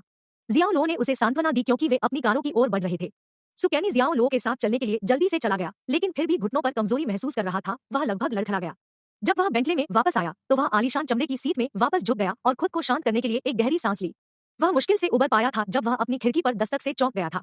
वह लगभग अपनी सीट से कूद गया, लेकिन यह जियाओ लो निकला, जो उसे अपनी खिड़की से नीचे जाने का इशारा कर रहा था। राहत की सांस लेते हुए सु कैनी ने खिड़की को नीचे लाया, लेकिन इससे पहले कि वह बोल पाता, उसने खुद को ट्रांस में जाते हुए महसूस किया और उसके चारों ओर सब कुछ धुंधला हो गया। जियाओ लो ने उसे सम्मोहित कर लिया था। थोड़ी देर बाद चीजें एक बार फिर स्पष्ट हो गई। आश्चर्य से शियाओ लो की ओर देखते हुए उसने पूछा, जीजाजी, आप मुझे ऐसे क्यों देख रहे हैं? ओह मेरे गावड़, हम कहाँ हैं? हम यहाँ कब से हैं? तुम काली पड़ गई हो, मैंने तुमसे रात के खाने के लिए कहा था, याद है? जियाओ लो ने जवाब दिया। सूखी खांसी हो रही थी। सच में? मुझे इतना चक्कर क्यों आ रहा है? सु कैनी ने अपने सिर के पिछले हिस्से को खरोचा, अपने चेहरे पर एक घृणित दृष्टि के साथ सड़क के किनारे स्टार को देखा और कहा, बहनोई, आप गंभीरता से यहाँ रात का खाना खाने के बारे में नहीं सोच सकते हैं, है ना? इस जगह को देखो, यह बहुत अस्वास्थ्यकर है। यदि आप यहाँ खाते हैं तो आप निश्चित रूप से खाद्य विषाक्तता से पीड़ित होंगे। ओई, ऐसा क्यों लगता है कि मैंने यह बहुत पहले नहीं कहा था? नहीं, पाउंड 1 N। ठीक है, जब से आपने ऐसा कहा है, चलो वापस चलते हैं। जियाओ लो ने झंपते हुए अपनी भौहों को ऊपर उठाते हुए कहा। रुको, क्या यह ले शिजियान नहीं है? वे यहाँ क्या कर रहे हैं? सु कैनी ने पूछा। वे यहाँ रात के खाने के लिए हैं, जाहिर है। सम्मोहित सु कैनी को काले कपड़े पहने हत्यारों द्वारा भीषण हत्याओं की कोई याद नहीं थी। जियाओ लो ने थोड़ा दोषी महसूस किया, लेकिन उसने सोचा कि यह सबसे अच्छा था। क्या? मुझे नहीं पता था कि वाइल्ड वुल्फ माउंटेन लड़कों का स्वाद इतना खराब था। मैं पहले से ही उनसे घृणा करता हूँ, सु कैनी ने जवाब दिया। जियाओ लो ने अपने होठों को पर्स किया, क्योंकि उन्हें कहानियां बनाना जारी रखना मुश्किल हो रहा था। उन्होंने फैसला किया कि बहुत हो गया और तुरंत अपनी कार में वापस चले गए। सु कैनी जियाओ लो की छाया बन गया था, और जियाओ लो कहीं भी गया वह निश्चित रूप से अनुसरण करेगा। जैसे ही जियाओ लो चले गए, उन्होंने देखा कि वाइल्ड वुल्फ माउंटेन लड़के अभी भी जमीन पर बैठे हैं, जैसे कि उनकी आत्मा एक चीर दी गई है। एक दूसरे को असहाय रूप से देख रहे हैं। उन्हें पता नहीं है कि आगे क्या करना है। रास्ते में जियाओ लो ने सोचा कि उसने सु कैनी के सिर से उन भयानक यादों को मिटाने का फैसला क्यों किया। वह शुरू में उससे बहुत प्यार नहीं करता था, लेकिन जैसे ही सु कैनी ने पिल्ला की तरह उसका पीछा करना शुरू किया, यह उस पर बढ़ गया। यह देखते हुए कि सु कैनी कितना दर्दनाक था, जियाओ लो ने कार्रवाई करने के लिए मजबूर महसूस किया। सम्मोहन एक कौशल था जिसे उन्होंने सन यू गाथा के दौरान सिस्टम से हासिल किया था। यह मजबूत इच्छाशक्ति के बिना या लोगों को पकड़ने वाले लोगों के लिए उपयोगी था, लेकिन इसका प्रभाव स्थायी नहीं था जब तक कि विषय ने जानबूझकर ऐसी दर्दनाक घटनाओं को याद नहीं करने का विकल्प नहीं चुना। जियाओ लो अनिश्चित था कि क्या सु कैनी कभी उन यादों को याद रखेगा, लेकिन उसे कम से कम कुछ कोशिश करनी थी। जब वह क्रिसेंट बे होटल लौटा तो उसने सुली को अपने लिविंग रूम में सोफे पर बैठे हुए पाया। वह एक्वा ब्लू सस्पेंडर स्कर्ट में ट्रेंडी लग रही थी, जो उनकी बर्फसफेद त्वचा के साथ अच्छी तरह से विपरीत थी और उनके लंबे पतले पैरों की तारीफ कर रही थी। रसीला लहराते हुए पीठ के बालों ने उसकी नाजुक विशेषताओं को फ्रेम किया, जो ऐसा लग रहा था जैसे उन्हें स्याही से सावधानी से चित्रित किया गया था, जो उसे उत्तम लेकिन शास्त्रीय अनुग्रह के साथ चित्रित करता था। चमकदार सिल्वर इयररिंग्स की एक जोड़ी ने लुक को पूरा किया, जिससे उन्हें एक पश्चिमी सुपरमॉडल की झलक मिली। वह आत्मविश्वास से भरी हुई थी और उसकी सुंदरता आश्चर्यजनक और लुभावनी थी। जब जियाओ लो ने दरवाजे से कदम रखा तो सूली ने उस पुस्तक को बंद कर दिया जिसे वह पढ़ रही थी, किंग लियर, दुखद शेक्सपियर नाटक। वह मुड़ी, अपनी चमकती आंखों से उसे देखा और कहा, आप आखिरकार वापस आ गए हैं। मैं लौटते समय रात के खाने के लिए रुक गया। जियाओ लो ने अपनी जैकेट उतारी और इसे दरवाजे के बगल में कपड़े के रैक पर लटका दिया। फिर उसने अपने और सूली के लिए कुछ चाय डाली और कहा, सुश्री सु, हालांकि यह अपार्टमेंट आपका है, मैं अब इसका रहने वाला हूँ, तो क्या आप हर बार अंदर आने से पहले मुझसे पूछना चाहेंगे? आप मुझे इसके लिए दोषी नहीं ठहरा सकते। आपने स्मार्ट लॉक पर पासकोड नहीं बदला, सूली ने जवाब दिया, और यही कारण है कि आप मेरे कमरे में घुस रहे हैं। हाँ, सूली ने स्पष्ट रूप से जवाब दिया। जियाओ लो मुस्कुराया और कंधे उचकाए। वह बहस को आगे नहीं बढ़ाना चाहता था और स्नान के लिए अपने बाथरूम में जाने से पहले चप्पल की एक जोड़ी में बदल गया। तुम कहाँ जा रहे हो? सूली ने पूछा, अचानक अपने पैरों पर खड़ा हो गया। क्या तुम नहीं बता सकते? मैं स्नान करने के लिए निकल रहा हूँ, जियाओ लो ने बाथरूम की ओर इशारा करते हुए जवाब दिया। क्या तुम्हारे पास मुझे बताने के लिए कुछ नहीं है? सूली ने कहा। जियाओ लो ने अपनी भौहों को झुकाया। क्या बताऊं? उसने पूछा। मुझे जियांगचेंग में अपने इतिहास के बारे में बताएं और आप वास्तव में जीने के लिए क्या करते हैं? सूली ने जवाब दिया, जियाओ लो को एक जानने वाली नजर से देखते हुए, जैसे कि वह उसके माध्यम से देख सकती थी, और वह जवाब पाने के लिए दृढ़ थी। अध्याय 426, प्रतिभाओं की अधिकता। शियाओ लो मुस्कुराए, सूली के सवाल से थोड़ा आश्चर्यचकित। क्या आपने जांच नहीं की कि मैंने जियांगचेंग में जीवन यापन के लिए क्या किया? उन्होंने जवाब दिया। बेशक, लेकिन मुझे विश्वास नहीं है कि आप उतने सरल हैं जितना मुझे मिली जानकारी से पता चलता है। NOVL.BIN। सूली करीब आया और जियाओ लो ने उसकी मीठी खुशबू की भनक पकड़ ली। आप भाषा अध्ययन में बेहद प्रतिभाशाली हैं, क्योंकि आप फ्रेंच, अरब और रूसी बोल सकते हैं। इसके शीर्ष पर आप अद्भुत कौशल के साथ एक प्रोफेसर हैं, उसने कहा। हालांकि रिपोर्ट से यह भी पता चलता है कि आप लो वर्कशॉप के सिर्फ एक साधारण कर्मचारी हैं। आपके द्वारा प्रदर्शित क्षमताओं की सीमा को देखते हुए आप निश्चित रूप से उससे अधिक हैं। यह इतना आसान नहीं हो सकता। फिर सुशी सु मेरे बारे में क्या सोचती है? या मुझे कहना चाहिए किस तरह की पहचान मुझे सूट करती है? जियाओ लो ने मजाक में सवाल वापस फेंकते हुए कहा। ठीक है। सुली के पास इस सवाल का कोई जवाब नहीं था। फिर भी वह अभी भी आश्वस्त थी कि जियाओ लो एक साधारण व्यक्ति नहीं था, नहीं वह लो कार्यशाला में एक सांसारिक नौकरी में कार्यरत था। उस समय वह बस किसी भी प्रशंसनीय करियर के बारे में नहीं सोच सकती थी कि वह संभवतः शामिल हो सकता है जिसमें भाषाओं में इस तरह की दक्षता और चरम ड्राइविंग कौशल की आवश्यकता होती है। सुली ने अपने होंठ को काट लिया और थोड़ी चुप्पी के बाद उसने कहा, मुझे नहीं पता। तो यह आप ओवरथिंकिंग होना चाहिए, मैं सिर्फ एक साधारण आदमी हूँ। जियाओ लो निश्चित रूप से नहीं चाहता था कि सुली जियांगचेंग में हुई हर चीज के बारे में पता लगाए। वह केवल यह चाहता था कि जियांगचेंग में जो कुछ हुआ था उसे उसके जीवन से मिटाया जा सके, जैसे कि एक किताब से एक अध्याय फाड़ दिया जाए। एक अध्याय जो क्रोध, रक्त और गोर से भरा था। एक पल के विराम के बाद जियाओ लो ने कहा, मैंने अपने खाली समय में उन कौशलों को सीखा। अपने खाली समय में सीखा? सुली ने मजाक किया। मैं इन कौशलों को कैसे विकसित कर सकता हूँ? इसके बारे में सपना देखो और इसे साकार करो, जियो लो ने जवाब दिया। खैर, यह कुछ समझ में आया। सुली ने अनिच्छा से अपना स्पष्टीकरण खरीदा, लेकिन जियाओ लो की प्रतिभा ने वास्तव में उसे प्रभावित किया। 3 विदेशी भाषाओं में पूरी तरह से कुशल होना और संभवतः चौथी के रूप में अंग्रेजी के साथ कुछ ऐसा नहीं था जो कोई पुस्तकों के माध्यम से स्वयं सीख सकता था। फिर अविश्वसनीय रेसिंग कौशल थे जो बस इस दुनिया से बाहर थे, किसी ने इसे कैसे समझाया? अंत में सुली ने फैसला किया कि सबसे सरल स्पष्टीकरण यह स्वीकार करना था कि जियो लो एक प्रतिभाशाली, सादा और सरल था। उन्होंने कहा, अगर आपके पास कोई अन्य सवाल नहीं है तो आपको वापस जाना चाहिए। दरवाजा बंद करना याद रखें और जल्दी आराम करने की कोशिश करें, काफी देर हो चुकी है। जियो लो ने कहा। वह मेरा पीछा कर रहा है। पब फ्यूचर द्वारा विज्ञापन। सुली ने गहराई से नाराज महसूस किया क्योंकि जियाओ लो ने उसके आकर्षण पर कोई ध्यान नहीं दिया था। क्या वह इतना आकर्षक नहीं था? सुली भी थोड़ा आहत थी क्योंकि वह अपने रिश्ते पर काम करने का इरादा रखती थी, जो वास्तव में कभी ज्यादा नहीं था, यहाँ तक कि उनकी शादी के पहले दिन से भी। वह उसके करीब आने की बहुत कोशिश कर रही थी, लेकिन उसने उसे बाहों की लंबाई में रखा। वह जल्द ही काम में व्यस्त हो जाएगी और यह काम के कुछ महीनों का लंबा समय हो सकता है। उसे डर था कि यह केवल उनके रिश्ते को खराब करेगा और वह पिछले कुछ समय से इस बारे में चिंता कर रही थी। कल रात सू जियाओबे और मेरे साथ कुछ समय बिताओ, उसने कहा। क्या आप जल्द ही काम शुरू करने जा रहे हैं? जियाओ लो ने पूछा। हाँ। सुली ने सिर हिलाया और जियाओ लो की ओर देखा, अपने काम के दायरे और स्थान के बारे में अधिक सवालों की उम्मीद की। जरूर। सुली उनकी प्रतिक्रिया से थोड़ा निराश था। बस इतना ही, थोड़ा आराम करो, उसने कहा। जैसे ही उसने बोलना समाप्त किया, वह पीछे मुड़ी और अपने अपार्टमेंट से बाहर निकल गई। सुली को पूरा यकीन नहीं था कि इसका क्या करना है, यह सोचने के लिए कि वह वास्तव में एक आदमी का ध्यान आकर्षित करने की होड़ कर रही थी। चूंकि सुली ने एक सेलिब्रिटी के रूप में शुरुआत की थी, इसलिए उन्होंने हमेशा एक मजबूत मोर्चा रखा था क्योंकि ऐसा कोई नहीं था जिस पर वह भावनात्मक रूप से भरोसा कर सकती थी। कठिन समय के दौरान कोई कंधे पर नहीं झुक सकती थी और इसलिए उन्होंने कभी भी किसी को अपना कोमल पक्ष दिखाने का कोई मतलब नहीं देखा। अगर वह बीमार थी तो वह खुद अस्पताल का दौरा करेगी, अगर वह उदास थी तो वह एकांत में छिप जाएगी, अगर उसे दर्द होता था तो वह अपने दांतों को भींच लेती थी और खुद ही इससे पार पा लेती थी। वह पहले ही दस्तक दे चुकी थी और शोबिज की दुनिया में कठिन तरीके से सीख चुकी थी। वह किसी भी आदमी पर भरोसा करने के लिए बहुत स्वतंत्र हो गई थी, इसलिए वह अब किसी पर निर्भर रहने के लिए कैसे तरस सकती थी?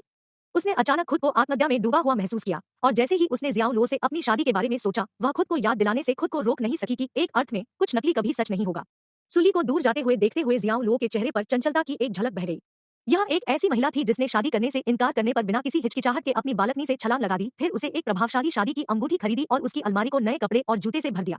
वह उसके इशारे से छू गया था, लेकिन उसने महसूस किया कि वह बस बहुत आक्रामक, अभिमानी और छवि के प्रति जागरूक थी।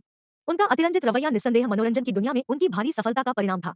जियाओ लो उसकी सख्त होने की आवश्यकता की सराहना कर सकता था, लेकिन वह कभी भी रिश्ते में निष्क्रिय साथी होने के विचार का आदी नहीं हो सका। यह हमेशा लगता था कि वे शायद ही कभी एक कारण या किसी अन्य कारण से एक ही पृष्ठ पर थे। शायद ऐसा इसलिए था क्योंकि दोनों के पास स्वभाव से आक्रामक व्यक्तित्व थे। जियाओ लो ने इस मामले के बारे में आगे नहीं सोचने का फैसला किया और बाथरूम में जाने से पहले अपना पजामा पकड़ लिया। अगले दिन जियाओ ने सुली के अपार्टमेंट में एक त्वरित नाश्ता किया और फिर काम के लिए रवाना हो गया। जब वह लॉबी में गया तो बाहर सड़क के किनारे पहले से ही एक ऑडी खड़ी थी। जी सीन कार से उतरी जब उन्होंने जियाओ लो को होटल से बाहर जाते हुए देखा। पब फ्यूचर द्वारा विज्ञापन। श्री जियाओ लो। उसकी आवाज सुखद और प्यारी थी, यहाँ तक कि स्नेही भी, और शायद यह एक महिला अधीनस्थ थी जिसे अपने वरिष्ठ पर क्रश था।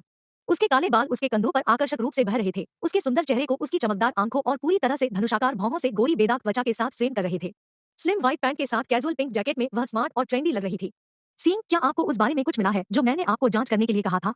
जियाओ लो ने पूछा। अभी नहीं। जी सीन ने अपना सिर हिलाते हुए जवाब दिया और विस्तार से बताया, मुझे लगता है कि कल रात के हत्यारे संभवतः एमएलएम संगठन थे।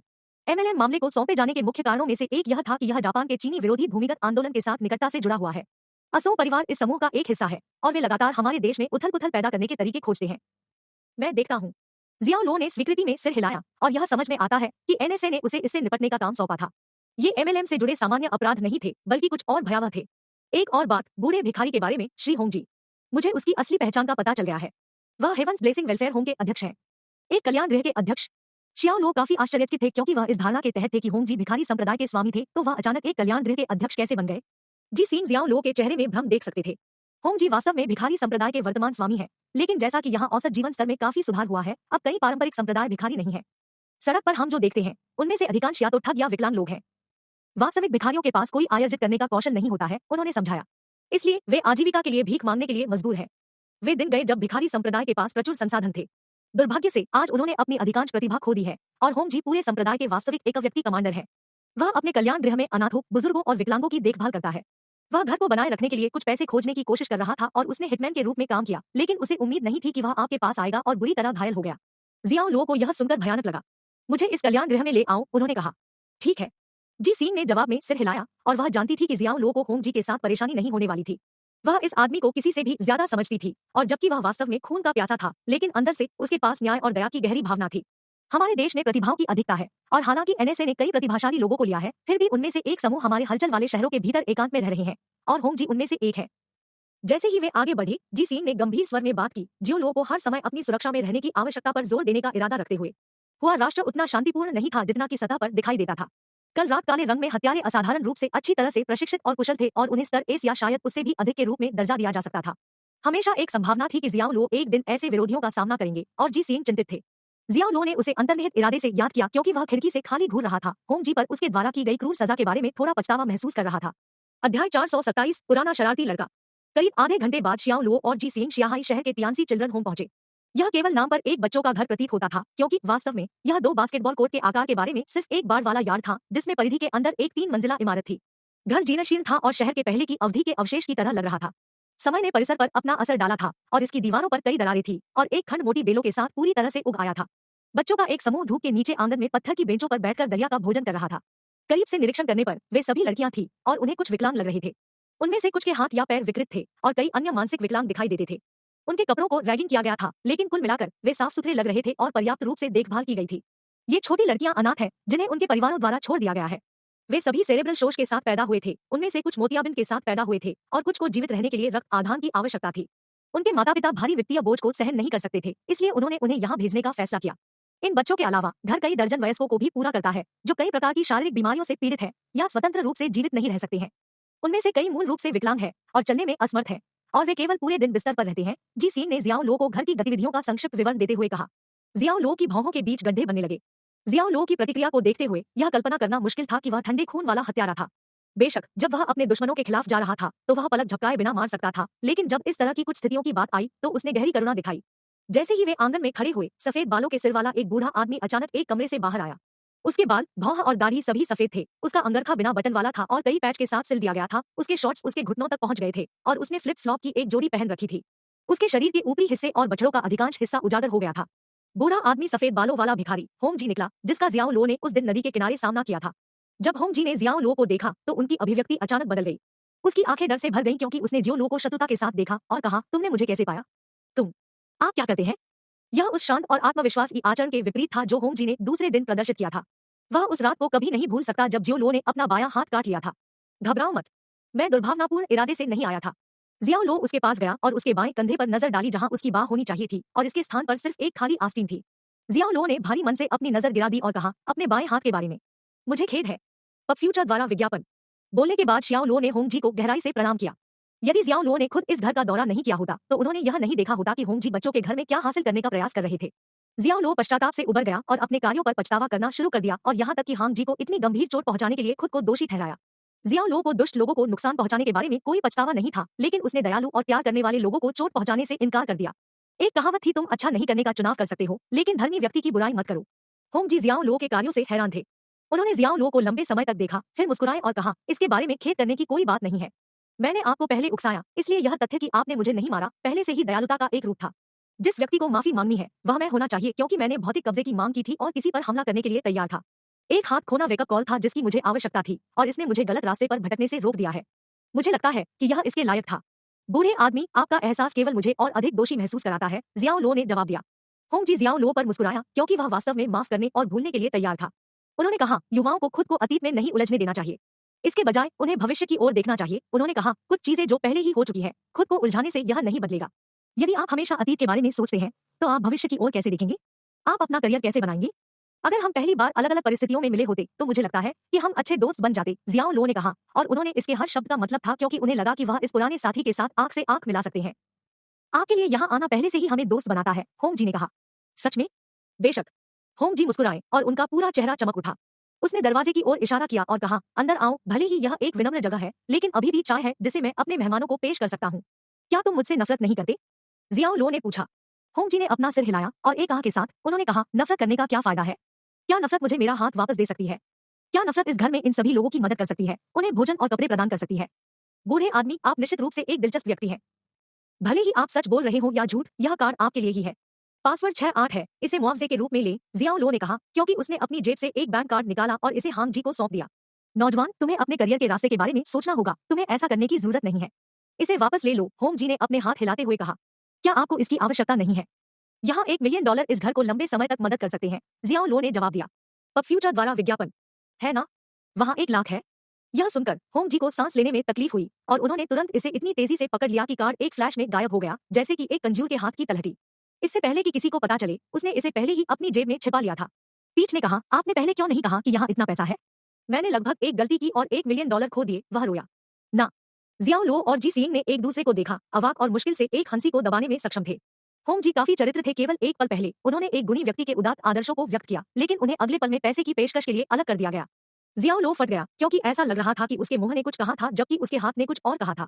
उन्होंने कहा, बूढ़े आदमी, आप कम से कम अपने सम्मान को बनाए रख सकते हैं और एक गुणी व्यक्ति के रूप में उस छवि को बनाए रख सकते हैं। उन्होंने कहा, एक गुणी व्यक्ति की छवि होने से पैसा नहीं आता है। मुझे लगा कि आप एक मजदूर वर्ग के आदमी थे और आपके हाथों पर ज्यादा पैसा नहीं था। लेकिन अगर आप $1 मिलियन की पेशकश कर सकते हैं, तो निश्चित रूप से ऐसा लगता है कि आप बिग बॉस है। क्या आपने पहले मुआवजे का उल्लेख किया था? मुझे कुछ और लाख दे दो। जब पैसे की बात आती है, तो जितना अधिक आप देते हैं, उतना बेहतर है और मैं कभी मना नहीं करूंगा। यदि संभव हो तो आप पूरे घर के पुनर्निर्माण में निवेश कर सकते हैं। होंग जी ने अपने चेहरे पर गंदगी के नकली रूप के साथ अपनी तर्जनी और अंगूठे को एक साथ रगड़ते हुए कहा, 10,000, 100,000, घर का पुनर्निर्माण? जियो लो हल्के फुल्के अंदाज में हंसे, क्योंकि अपराध बोध की भावना फीकी पड़ने लगी थी। बूढ़े आदमी, क्या तुम यहाँ थोड़ा बेशर्म नहीं हो रहे हो? उसने चिढ़ाया। आप युवाओं के बोलने के तरीके को देखो। यह वास्तव में कहने के लिए एक अच्छी बात नहीं है। आप समाज में ऐसा नहीं कर सकते, या आप इस दुनिया में कई अवसर खो देंगे, होंग जी ने जवाब दिया। जियाओ लो बिना जवाब दिए मुस्कुराया। वह सिर्फ एक बूढ़ा शरारती लड़का था, जियाओ लो ने सोचा, एक पल के लिए गंभीर, फिर अगले पल के लिए सनकी। ओल्ड घोस्ट होंग, मैं आज विजेता का निर्धारण करने के लिए यहाँ हूँ। यह मौत की लड़ाई है। अचानक पूरे आंगन में एक तेज आवाज गूंज उठी। यह एक आंतरिक बल के साथ इतना शक्तिशाली था कि इससे उनके कान के पर्दे में चोट लग गई। फिर एक आकृति हवा के झोंके की तरह गेट से टकरा गई, इतनी तेज कि यह एक सेकंड के एक अंश में आंगन तक पहुंचने वाली छवियों के समय अंतराल की तरह दिखाई दी। वह एक गरिमापूर्ण मियाँ के साथ एक लंबा आदमी था और सफेद वस्त्र पहने हुए था। उनके पास बहुत गोरी त्वचा और पूरी तरह से सफेद बाल और दाढ़ी थी, जिसमें एक उच्च नुकीली नाक और गहरी आंखें थी जो तेज और सतर्क दिखती थी। पुराना जहर, तुम सही समय पर आए हो। मैं निराश महसूस कर रहा था और मेरे पास मेरे गुस्से के लिए कोई आउटलेट नहीं था। होंग जी ने कहा, अपना चंचलता पक्ष डाला और अपनी आंखें अशुभ दिखने वाले आगंतुक पर बंद कर दी। आओ तो, मुझे सेवा करने की खुशी है। अब लड़ने का समय आ गया है। 1 मिनट रुको, तुम्हारे बाएं हाथ को क्या हुआ? सफेद लूट वाले बूढ़े आदमी ने पूछा। वह होंग जी की हालत देखकर आश्चर्यचकित हो गया और तुरंत अपने शरीर के भीतर आंतरिक शक्ति को नियंत्रित कर लिया। मैंने सोचा कि यह रास्ते में आ रहा था, इसलिए मैंने इसे काट दिया। आप इस बारे में परवाह क्यों करते हैं? क्या तुम भी मेरे बेटे हो? होंग जी ने सफेद रंग के बूढ़े आदमी पर व्यंग्य किया। वह शियाओ लो की ओर मुड़ा और फिर बैंक कार्ड निकाला। नौजवान, मैं यह कार्ड तुम्हें लौटा दूंगा। चूंकि आप मुझे मुआवजा देना चाहते हैं, तो मुझसे एक बात का वादा करें। अगर दुर्भाग्य से मैं उसके हाथों मारा जाता हूँ, तो आपको इस घर को बनाए रखने में मेरी मदद करनी चाहिए। उन्होंने कहा, इस घर के सभी लोगों को भीख मांगने के लिए सड़क पर वापस जाने के अलावा कहीं और नहीं जाने दे। भले ही मैं भिखारी संप्रदाय का मालिक हूँ, लेकिन मुझे उम्मीद है कि हमारे संप्रदाय का अस्तित्व एक दिन समाप्त हो जाएगा। जब यह चला गया है, तो इसका मतलब है कि हमारे देशवासी अच्छा जीवन जी रहे होंगे। अध्याय 428, लड़ाई। जियाओ लो ने हांग जी से बैंक कार्ड नहीं लिया, बल्कि इसके बजाय उन्होंने बदले में पूछा, वह कौन है? ओयांग दे, ओयांग परिवार के वर्तमान प्रमुख। हम हांग परिवार के, और ओयांग परिवार असंगत है और पीढ़ियों से संघर्ष में है। यह पुराना जहर और मैं भी तब से लड़ रहे हैं, जब हम जवान थे और मैंने हर बार उसे पीटा है। लेकिन अब जब उन्होंने मेरे हाथ के नुकसान के बारे में सुना, तो वह उत्सुकता से अपनी प्रतिष्ठा को भुनाने के लिए आते हैं। होंग जी ने कहा, अरे तुम बूढ़े हो। युवा पीढ़ी के सामने बकवास करना और मुझे बदनाम करना बंद करें। बेटा, उसकी बात मत सुनो। हर बार जब वह मेरे साथ प्रतिस्पर्धा करता है, तो यह सिर्फ आधा कदम होता है और उसे पीटा जाता है। जहां तक उसकी बाह की बात है, मैं स्वर्ग की कसम खाता हूँ कि मुझे पता नहीं था, और अगर मैं झूठ बोल रहा हूँ, तो क्या मुझे बिजली से मारा जा सकता है? ओयांग दी ने कहा। आप अभी भी बिजली के बारे में बात करने की हिम्मत करते हैं? पुराने जहर, बेहतर है कि आप ऐसी शपथ न लें, या कौन जानता है, शायद एक दिन भगवान वास्तव में आपके ऊपर एक बोल्ट गिरा देगा और आपको स्वर्ग में ले जाएगा। तुम्हारी बकवास काफी है, बस इस चैटिंग को बंद करो। यह लड़ने का समय है। ओयांग दी घबरा गया। होंग जी ने मुस्कुराते हुए जवाब में मजाक उड़ाया, हा, मुझे डरने की कोई बात नहीं है, इसलिए अगर आप लड़ना चाहते हैं, तो चलो अब करते हैं। होंग जी तुरंत घर में लौट आए और थोड़ी देर में वह अपने परिचित कुत्ते को पीटने वाली छड़ी पकड़े हुए आंगन में वापस आ गए। यह एक मजबूत बांस की छड़ी थी, जिसका रंग बैंगनी था और इसकी सतह पर तलवार के कट के निशान थे। यह उस लंबे समय तक सेवा करने और अनगिनत लड़ाइयों का प्रमाण था जिसमें इसका इस्तेमाल किया गया था। शियाओ लो ने होंग जी को रोक दिया जैसे ही वह आगे बढ़ने वाला था। आप वास्तव में उससे लड़ना चाहते हैं? उसने पूछा। बेशक, मैं करता हूँ। यह इस झगड़े को एक बार और सभी के लिए समाप्त करने का समय है, होंग जी ने जवाब दिया। फिर मैं तुम्हारी जगह लड़ूंगा। शियाओ लो अपने बाएं हाथ के उपयोग के बिना होंग जी को चुनौती लेने की अनुमति नहीं दे सकता था। इसके लिए जिम्मेदार महसूस करते हुए जियाओ लो ने लड़ाई में हांग जी के चैंपियन के रूप में खड़े होने के लिए मजबूर महसूस किया। श्री जियो लो। जी सीन ने जियाओ लो के लिए प्रशंसा की गहरी भावना महसूस की और अनजाने में अपनी सांस के नीचे अपना नाम पुकारा। होंग जी ने दृढ़ता से उसे दूर कर दिया। उन्होंने कहा, मैं आपकी पेशकश की सराहना करता हूं, लेकिन यह हमारे दोनों परिवारों के बीच लंबे समय से चल रहा संघर्ष है और किसी भी बाहरी व्यक्ति को हस्तक्षेप नहीं करना चाहिए। बोलने के ठीक बाद वह बिना किसी हिचकिचाहट के ओयांग दे की ओर झुका और एक भयंकर दहाड़ छोड़ दी। हाँ, आप बूढ़े भूत, मैं आपका फायदा नहीं उठाऊंगा। मैं अपने बाएं हाथ का भी उपयोग नहीं करूंगा।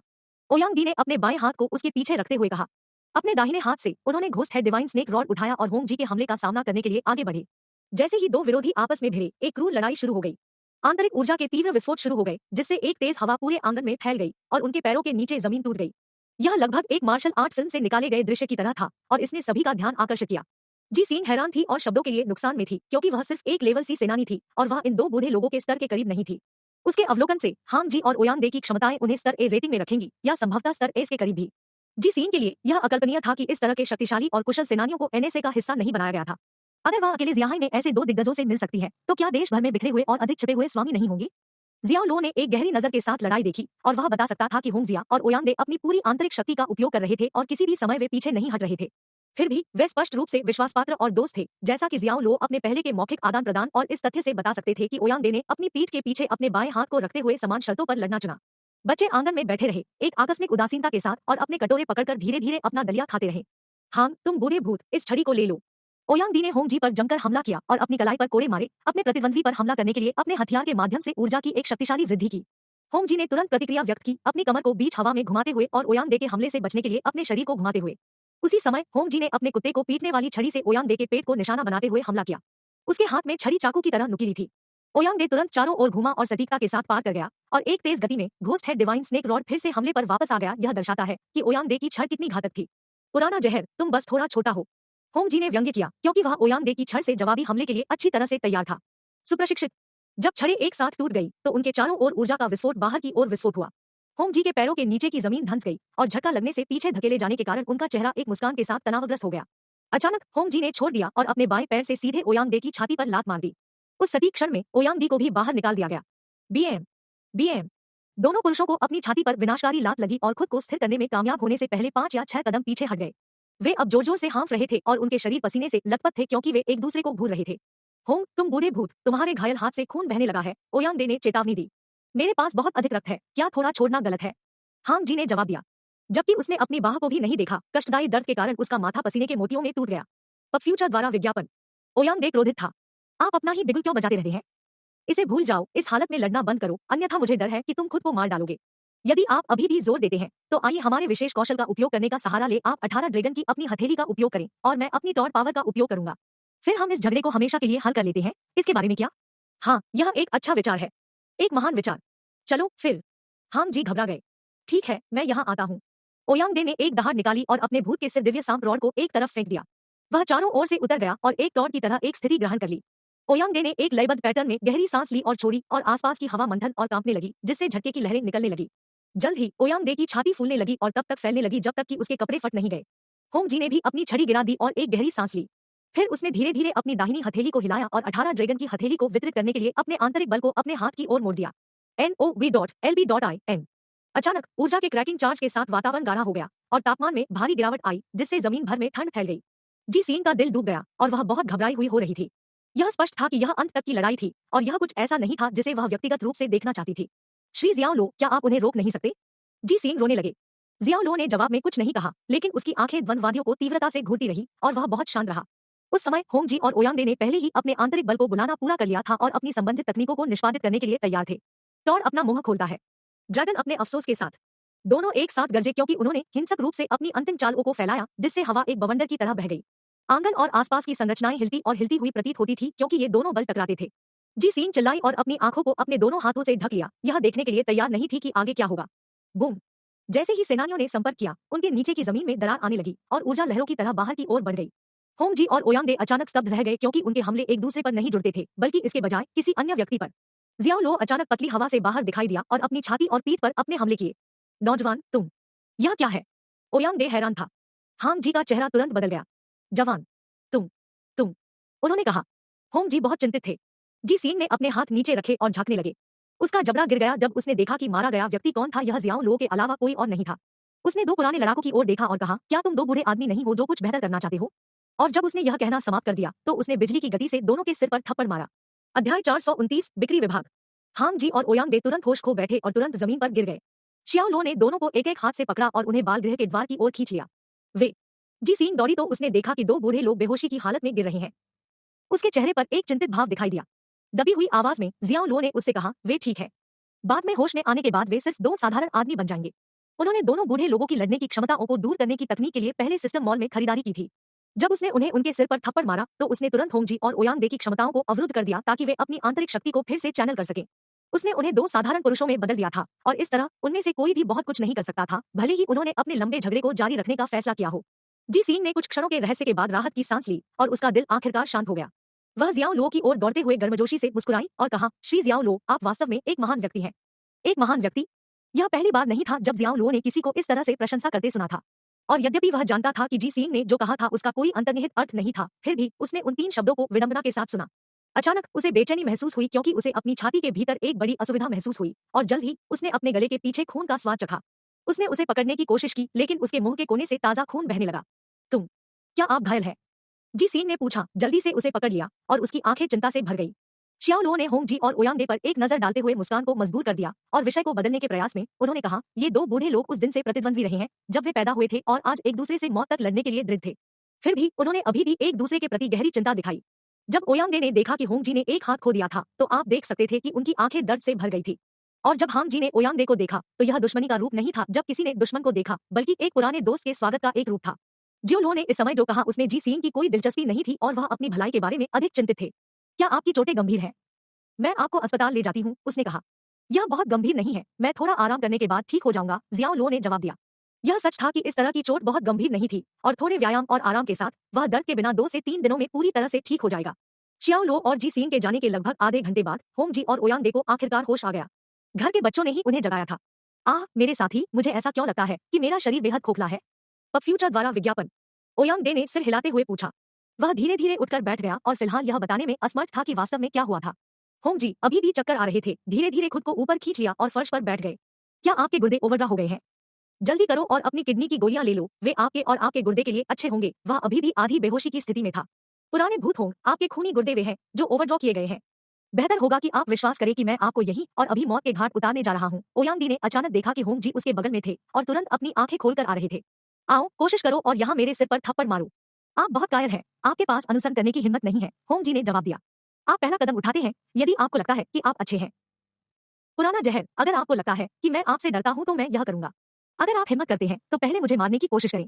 यहाँ यह बूढ़ा आदमी तुम्हें काट डालेगा और मार डालेगा। ओयांग दे ने जवाब दिया। अगर तुम में हिम्मत है तो पहले मुझे मारो। मैं 18 ड्रैगन की हथेली का उपयोग करूंगा और आपको इसके साथ कुचल दूंगा। 18 ड्रैगन की हथेली, मेरे एएस। मैं आपको इस बूढ़े आदमी की टॉर्च शक्ति दिखाता हूँ। ऐसा कोई नहीं है जिसे मैं इसके साथ हरा नहीं सकता। फिर से डींग हाँकना। आप बस डींग हाँक सकते हैं। आप गर्म हवा के भार के अलावा कुछ भी नहीं है, होंग जी ने कहा। पुराना भूत हांग, पुराना जहर, आप दादाजी की तरह क्यों चिल्ला रहे हैं? उनकी तकरार और तेज होती गई, दोनों गुस्से से आग बबूला हो गए और आंखों में खंजर लिए एक दूसरे को देख रहे थे।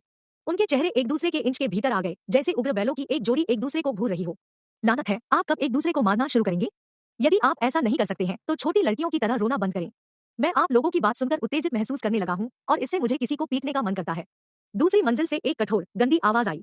यह एक उत्तर पूर्वी से आया था और वह एक बूढ़ा आदमी था, शारीरिक रूप से अक्षम था, लेकिन फिर भी ऐसा लग रहा था कि उसके पास कुछ जीवन शक्ति बची थी। उसने पूरे झगड़े को देखा था और इतना चिढ़ गया था कि इससे उसे अपने सीने में जकड़न महसूस हुई। किस आदमी ने ऐसा कहा, खड़े हो जाओ और खुद को दिखाओ? आप मेरा खाना खा रहे हैं, मेरे कपड़े पहन रहे हैं और एक ऐसी जगह पर रह रहे हैं जो मैं प्रदान करता हूँ। क्या आपके पास इस तरह की बकवास करने की हिम्मत है? तुम खूनी हो, मैं तुम्हें आज एक अच्छी पिटाई देने जा रहा हूँ। अचानक हांग जी और ओयांग दे का एक आम दुश्मन था।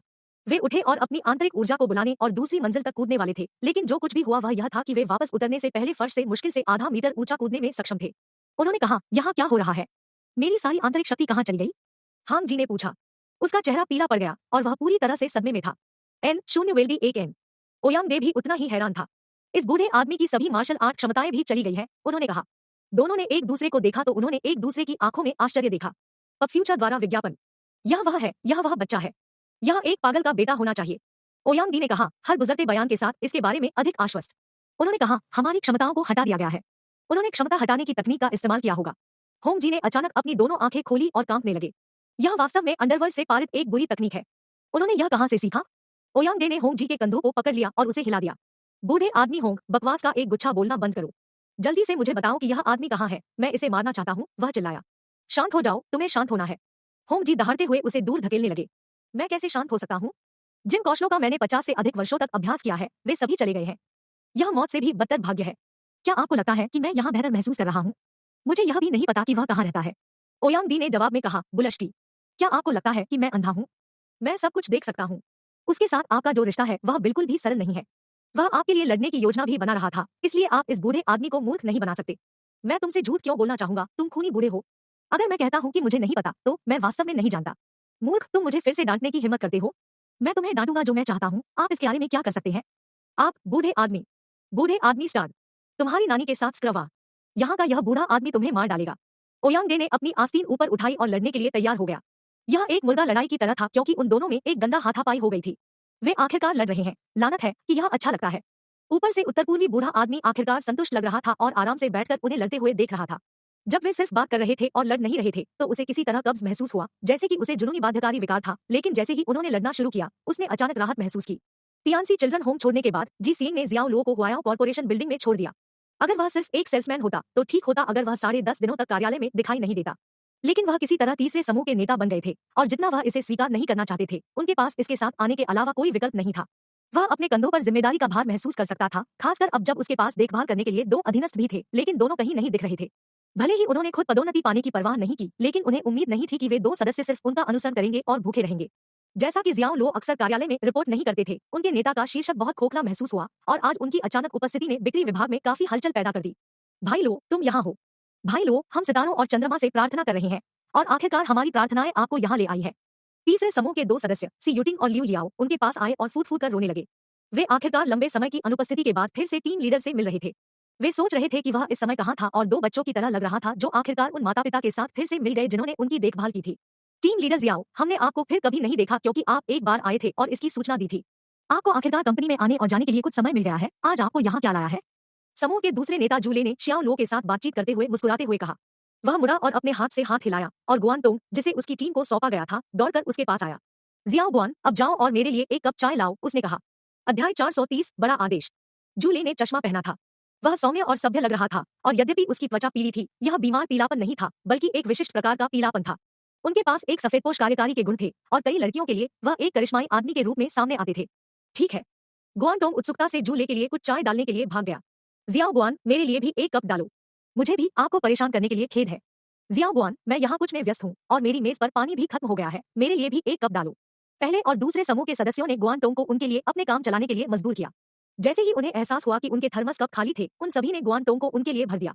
ठीक है, यह सब मुझ पर छोड़ दो। गुआनटोंग ने अपना सिर हिलाया, मुस्कुराया और झुक गया।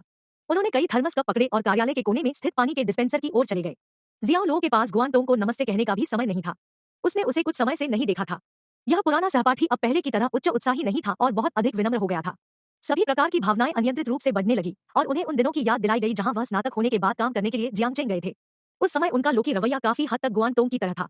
गुआनटोंग 8 साल तक स्कूल में क्यों रहा? पब फ्यूचर द्वारा विज्ञापन। शायद ऐसा इसलिए था क्योंकि वह जानता था कि समाज लोगों को बाहर कर देगा, इसलिए उसने इसके बजाय भागने का विकल्प चुना। लेकिन अंत में कुछ चीजों को टाला नहीं जा सकता था और आपको खड़े होकर उनका सामना करना पड़ा। वह वास्तव में गुआनटोंग की मदद करना चाहता था, लेकिन यह एक प्रक्रिया थी। यह एक ऐसी प्रक्रिया थी जिसे किसी को अनुभव करना था। हर किसी ने एक पोते के रूप में शुरुआत की और कुछ बड़ा होना बाकी था। भले ही यह कौन है, आपको अनुकूलन करना सीखना था। आप केवल एक बार दादा बन सकते हैं जब आप सीख गए थे कि कैसे अनुकूलन करना है। टीम लीडर जियाओ, आप क्या सोच रहे हैं? आपका मन गहरी सोच में लगता है। मैं आपसे बात कर रहा था, जूले ने जियाओ लो के सामने हाथ हिलाते हुए कहा। हालांकि गुआनटोंग की मदद करने के लिए वह कुछ भी नहीं कर सकता था, जियाओ लो गुआनटोंग को कई लोगों द्वारा धमकाए जाने से नाखुश था। जूले को बिक्री विभाग के प्रमुख माओ जियाने द्वारा गुआनटोंग के मास्टर के रूप में सौंपा गया था और तथ्य यह है कि गुआनटोंग के साथ दुर्व्यवहार किया जा रहा था, जूले की जिम्मेदारी थी। इसके अलावा जूले पहला व्यक्ति था जिसने गुआनटोंग को उसे कुछ पानी लाने का आदेश दिया था, इसलिए उसे यकीन था कि जूले ने एक नेता के रूप में अपनी स्थिति का लाभ उठाया। यह क्षेत्र यहाँ तीसरे समूह का है, आपकी सीट वहाँ है। जियाओ लो ने जूले के लिए अपनी अवमानना को छिपाया नहीं और उसे कोई चेहरा नहीं दिखाया और उसकी आवाज कठोर और ठंडी थी जब उसने दूसरे समूह के नेता के लिए सीट की ओर इशारा किया। जूले जम गया। वह उम्मीद नहीं कर रहा था कि जियाओ लो उसे एक रवैया देगा और स्पष्ट रूप से नाराज था। सी युटिंग और लियू याओ स्तब्ध रह गए और तुरंत खुद से पूछा कि क्या जियाओ लो टीम लीडर जू के साथ बाहर हो रहे थे, क्योंकि उन्होंने अभी अभी गुआनटोंग को धमकाते हुए देखा था। जूले ने थोड़ा संयम दिखाया और अपना चश्मा ठीक करते हुए शियाओ लो पर एक नकली मुस्कान बिखेरी। टीम लीडर जियाओ, इसका क्या अर्थ है? मैं ईमानदारी से यहाँ आपके साथ दोस्ती करने की कोशिश कर रहा हूँ, उन्होंने कहा। जियाओ लो ने उसे जवाब में एक शब्द की पेशकश की, स्क्रैम। जियाओ लो ने दृढ़ता से बात की लेकिन जोर से नहीं, लेकिन जैसा कि बिक्री विभाग का कार्यालय न तो बहुत बड़ा था और न ही बहुत छोटा था, उनकी आवाज ने यात्रा की और कई लोग अभी भी सुन सकते थे कि उन्होंने क्या कहा था। बिक्री विभाग के सभी सदस्य जो शुरू में अपने काम में व्यस्त थे, सभी ने अपना सिर उठाया और ऊपर देखा। वे सब अपनी दिशा की ओर देख रहे थे। हर किसी की आंखें सवालों से भर गई क्योंकि उन्हें पता नहीं था कि जूले और जियाओ लो के बीच अतीत में क्या हुआ था और उत्सुक थे कि ऐसा क्यों लग रहा था कि वे किसी प्रकार के तर्क में थे। शूले ने शुरुआती झटके के बाद एक मजबूर मुस्कान डाली और कहा, टीम लीडर जियाओ, निश्चित रूप से आप गुआनटोंग के कारण मेरे साथ ऐसा नहीं कर रहे हैं। अगर यही कारण होता तो मुझे आपको नीचा दिखाना पड़ता। गुआनटोंग आपका दोस्त हो सकता है, लेकिन वह दिन के अंत में एक नौसिखिया है और एक नौसिखिया को वह करना है जो एक नौसिखिया को करना है। यह किसी भी व्यवसाय के लिए समान है, यह एक अंतः नियम है। मुझे मत बताओ, टीम लीडर जियाओ इस अभ्यास को नहीं समझता है। मुझे कुछ भी समझने की जरूरत नहीं है, आप अब वहां अपनी सीट पर वापस आ सकते हैं, जियाओ लो ने जवाब दिया। जूले ने मुस्कुराते हुए कहा, हे, आप एक टीम लीडर हो सकते हैं, लेकिन मैं, जूले, एक टीम लीडर के रूप में भी, और मैं आपके बराबर रैंक पर हूँ। आपको मुझे छोड़ने के लिए क्या अधिकार है? इसके अलावा मैं एक सामान्य क्षेत्र में खड़ा हूँ और मैं जब तक चाहूँ तब तक यहाँ रह सकता हूँ। शियाओ लो ने कुछ और शब्द कहने का इरादा किया लेकिन सी युटिंग और लियू याओ ने उन्हें मना कर दिया। भाई लो, वह वास्तव में सामान्य क्षेत्र में खड़ा है। उन दोनों ने अपनी भौहें सिकोड़ी और अपनी आंखों से इशारा किया, उसे संकेत दिया कि वह जूले के साथ गर्म बहस में न पड़े क्योंकि वे सभी सहयोगी थे। इसके अलावा तीसरे समूह को चारों ओर धकेल दिया जा रहा था क्योंकि उनके पास केवल 3 सदस्य हैं। इसलिए अगर वे वास्तव में समूहों में दूसरे के साथ गिर गए तो उनमें से 3 की संख्या अधिक होगी और उन्हें कहीं और धकेले जाने की संभावना है। अपनी नौकरियों और भविष्य की खातिर इसे पकड़ना और गुआनटोंग के साथ अपनी दोस्ती को अभी के लिए अलग रखना बेहतर था। सामान्य क्षेत्र। जियाओ लो ने खुद को शांत किया और बैठते समय एक कठोर ठंडी नजर के साथ जूले को देखा।